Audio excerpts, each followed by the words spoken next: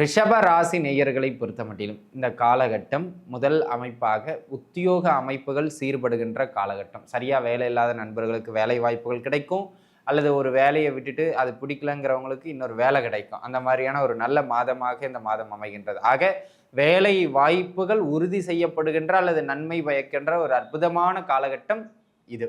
குலதெய்வ வழிபாட்டிற்கு உகந்த மாதம் ரிஷபராசி நேயர்களுக்கு அற்புதமாக இருக்கும். சரிங்களா? சரி, இது ஒரு அமைப்பு.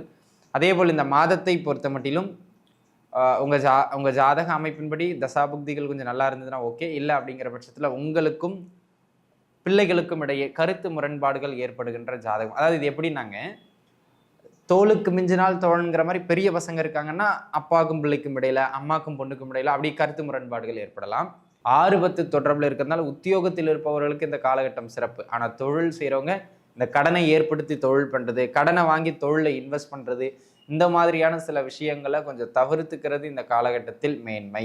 ஓம் நம சிவாய. தென்னாடுடைய சிவனே போற்றி, எந்நாட்டவருக்கும் இறைவா போற்றி. எம் தொலைக்காட்சி நேயர்கள் அனைவருக்கும் ஜோதிடர் யோகி ஜெயப்பிரகாஷின் அன்பான வணக்கங்கள். அன்பு நேயர்களே, இந்த பதிவில் நம்ம என்ன பார்க்க இருக்கோம் அப்படின்னு கேட்டுக்கிட்டிங்கன்னா, மார்கழி மாதத்திற்கான பலாபலன்கள் ரிஷபராசி நேயர்களுக்கு எப்படி அமைகின்றது அப்படிங்கிறத நம்ம பார்க்கணும். மார்கழி மாதத்தை பொறுத்த மட்டிலும் 29 நாட்களை கொண்ட இந்த மாதம் தனுசு ராசியிலே சூரியன் சஞ்சாரம் செய்கின்ற மாதத்திற்கு மார்கழின்னு பேருங்க. இது ஒரு அற்புதமான மாதமும் கூட. சரிங்களா? ரிஷபராசி நேயர்களை பொறுத்த மட்டிலும் இந்த மாதம் ஒரு நல்ல ஏற்றத்திற்கான மாதம் அப்படிங்கிறதுல எந்த விதமான மாற்று கருத்தும் கிடையாது. சரி, என்ன மாதிரியான பலாபலன்கள், எங்கெல்லாம் ஏற்றம், எங்கெல்லாம் ரிஷபராசி நேயர்கள் சற்று நிதானமாக இருக்கணும் அப்படிங்கிற மாதிரியான விஷயங்களை இந்த பதிவில் நம்ம பார்க்க இருக்கோம். சரிங்களா? அதே போல் நம்ம என்ன பேசினாலும்ங்க, இந்த கோச்சாரம்ங்கிறது 10% தான் பலம். அதுக்கு மேலே கோச்சாரத்துக்கு பலம் கிடையாது. அதனால் உங்கள் சுய ஜாதகத்தையும் கையில் கொண்டு வச்சு பாருங்கள். ஒவ்வொரு பலன் சொல்லும் போதும் அதுக்கு நிகராக இந்த தசாபுக்தியை நான் மென்ஷன் பண்ணி சொல்லுவேன். நான் சொல்கிற எந்த குறிப்பிட்ட பலனுக்கு தசாபுக்தியும் உங்கள் ஜாதகத்தில் மேட்ச் ஆகி நடக்குதோ அந்த பலன் உறுதியாக உங்களுக்கு நடக்கும். 10 பலன் சொல்கிறேன், 3 பலனுக்கு தசாபுக்தி மேட்ச் ஆகுதுன்னா அந்த 3 பலன் உறுதியாக நடக்கும். சரிங்களா? ஓகே, இந்த புரிதலோட இப்போ உங்கள் கையில் உங்கள் சுய ஜாதகத்தை எடுத்து வச்சுக்கிட்டு இந்த பலன்களை கேளுங்க, பலன்களுக்குள்ளே போகலாம்.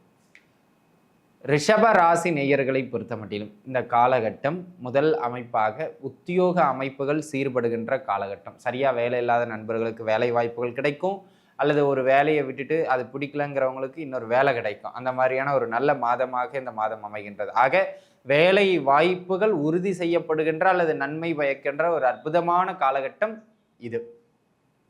அப்படியே ஜாதகத்துக்காக 6ஆம் இடம் 10ஆம் இடம் சம்பந்தப்பட்ட தசாபுக்தி ஓடிக்கிட்டு இருக்கு அப்படிங்கிற பட்சத்தில் உறுதியாக வேலை வாய்ப்புகள் கிடைக்கும், கவலை வேண்டாம்.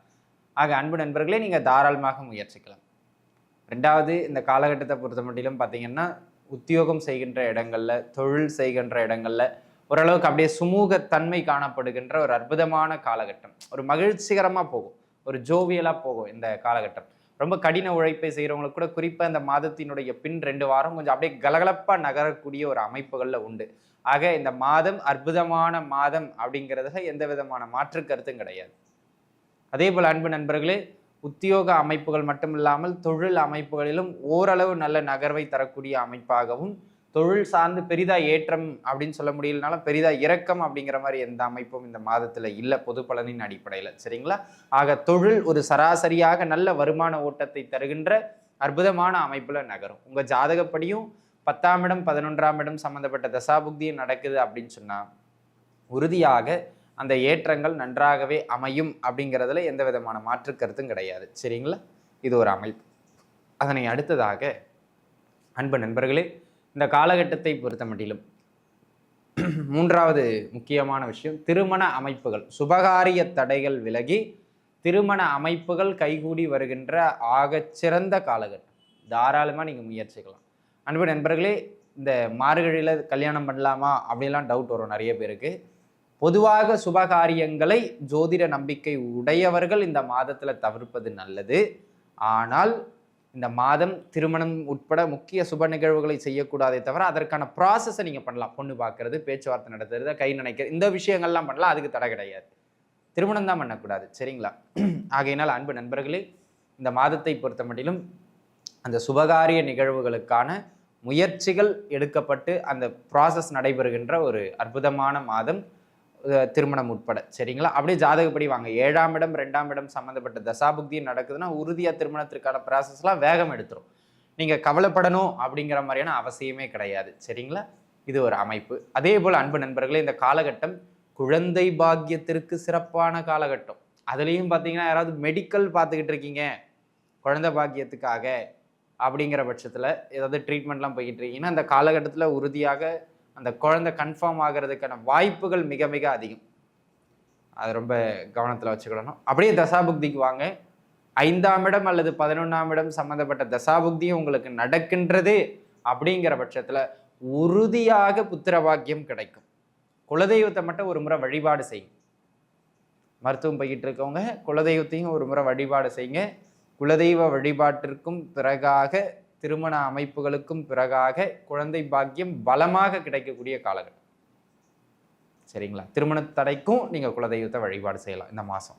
பொதுவாகவே இந்த மாதம் குலதெய்வ வழிபாட்டிற்கு உகந்த மாதம் ரிஷபராசினியர்களுக்கு அற்புதமாக இருக்கும். சரிங்களா? சரி, இது ஒரு அமைப்பு. அதே போல் இந்த மாதத்தை பொறுத்த மட்டிலும் உங்கள் ஜாதக அமைப்பின்படி தசாபுக்திகள் கொஞ்சம் நல்லா இருந்ததுன்னா ஓகே. இல்லை அப்படிங்கிற பட்சத்தில் உங்களுக்கும் பிள்ளைகளுக்கும் இடையே கருத்து முரண்பாடுகள் ஏற்படுகின்ற ஜாதகம். அதாவது இது எப்படின்னாங்க, தோளுக்கு மிஞ்சினால் தோழங்கிற மாதிரி பெரிய பசங்க இருக்காங்கன்னா அப்பாவுக்கும் பிள்ளைக்கும் இடையில, அம்மாக்கும் பொண்ணுக்கும் இடையில அப்படி கருத்து முரண்பாடுகள் ஏற்படலாம். அல்லது இப்போதான் சார் குழந்தை, அவனுக்கு 4 வயசு தான் ஆகுது, அவன் என்ன சண்டை போட போகிறான் அப்படிங்கிற பட்சத்தில் குழந்தைகளினுடைய உடல்நிலையில தொந்தரவு பண்ணலாம். அதாவது ரிஷபராசிக்கார குழந்தை இல்லை, ரிஷபராசிக்காரர்களினுடைய குழந்தைகளுக்கு ஹெல்த்தில் தொந்தரவோ, அந்த குழந்தைக்கு ஒரு 20 வயசு 25 வயசு ஆயிடுச்சுன்னா அவர்களோடு கருத்து வேறுபாடோ ஏற்படுறதுக்கு வாய்ப்பு அதிகம். அதனால் கொஞ்சம் பார்த்துருக்கணும், விட்டு கொடுத்து போகணும். தசாபுக்தி அடிப்படையிலையும் 6ஆம் இடம் 8ஆம் இடம் சம்மந்தப்பட்ட தசாபுக்தி நடக்குதுன்னா தேவையில்லாமல் வார்த்தைகளை விட்டு குடும்பத்தில் பிரச்சனை பண்ணிக்கிடுவீங்க. ஆக அந்த மாதிரியான விஷயங்களை கொஞ்சம் தவிர்த்துக்கிறது உங்களுக்கு நல்ல அமைப்பினை பெற்றுக் கொடுக்கும். கவலை வேண்டாம். சரிங்களா? அதே போல் இந்த மாதம் பொருளாதார ரீதியாக அப்படி ஒன்றும் சூப்பர், அப்படி ஒன்றும் ஏற்றம்னு சொல்லிட முடியாது. ஆனால் உங்கள் குடும்பத்தை நகற்றுவதற்கான நல்ல ஒரு வருமான ஓட்டத்தை இந்த மாதம் உறுதியாக கொடுக்கும் அப்படிங்கிறதுல எந்த விதமான மாற்று கருத்தும் இல்லை. ஆக எனது அருமை நண்பர்களே, இந்த காலகட்டம் பொருளாதாரம், தொழில் என அனைத்து அமைப்புகளிலும் ஓரளவு சராசரியான முன்னேற்றத்தை வழங்கக்கூடியது மாதிரியான ஒரு அமைப்புகளில் உண்டு அப்படிங்கிறத நீங்கள் புரிஞ்சுக்கிடணும். சரிங்களா? ஒரு சிலருக்கு சின்ன சின்னதான உடல்நல தொந்தரவுகளை ஏற்படுத்தி கொடுக்கும். குறிப்பாக மாதத்தினுடைய பின் 2 வாரம் ஹெல்த்தில் ஏதாவது சின்ன சின்ன தொந்தரவு வருதுன்னா மருத்துவத்தை பார்த்துடுறது நல்லது. ஒருவேளை ஜாதகப்படியே 6ஆம் இடம் சம்மந்தப்பட்ட தசாபுக்தியும் போகுதுன்னா அந்த நோய் தொந்தரவு கொஞ்சம் நீடிக்கும். உணவு பழக்க வழக்கங்களில் கட்டுப்பாடோடு இருந்து கொள்ள வேண்டியது மிக அவசியமான ஒன்று அப்படிங்கிறத அன்பர்கள் பார்த்துக்கிடணும்.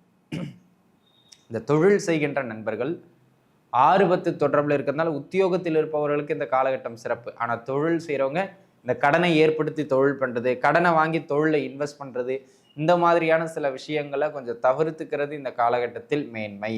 உறுதியாக 6ஆம் இடம் 12ஆம் இடம் சம்மந்தப்பட்ட தசாபுக்தி நடக்குதுன்னா கூடுமானம் வரையிலும் அதை தவிர்த்துக்கிறது மிக மிக மிக மேன்மையாக அமையும் அப்படிங்கிறத நீங்கள் மனதில் வச்சுக்கிடணும். சரிங்களா?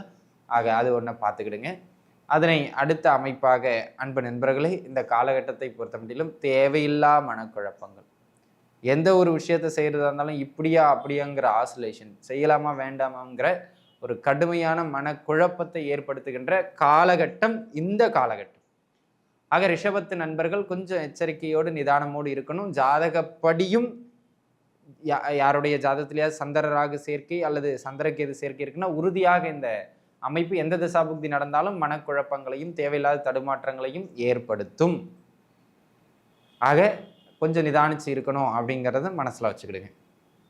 அதனை அடுத்த அமைப்பாக அன்பு நண்பர்களே, இந்த காலகட்டம் சின்ன சின்னதான உடல்நல தொந்தரவுகளை ஏற்படுத்தி மறையும். அதுவும் குறிப்பாக மாதத்தினுடைய ஆரம்பத்திலேயே சின்ன சின்ன தொந்தரவுகள் ஏற்படும். ஜாதகப்படியும் 6ஆம் இடம் 12ஆம் இடம் சம்மந்தப்பட்ட தசாபுக்தியும் போகுதுங்கிற பட்சத்தில் அது உங்களுடைய நோய் தொந்தரவை அதிகப்படுத்துறதுக்கு வாய்ப்பு அதிகம். அப்போ உணவு பழக்க வழக்கங்களை கட்டுப்பாடோடு இருந்துக்கிட்டீங்கன்னா ஆரோக்கியத்தை நம்ம மேம்படுத்திடலாம். அதுதான் இங்கே கவனமாக இருக்க வேண்டிய ஒரு அற்புதமான அமைப்பு. ஆக அன்பு நண்பர்களே, இந்த காலகட்டம் சகலத்திலும் உங்களுக்கு மேன்மையை தர எல்லாம் வல்ல இறைவன் பைரவ பெருமான் உங்களுக்கு அருள் புரியட்டும். நன்றாகவே இருப்பீர்கள். வாழ்க வளமுடன். நன்றி.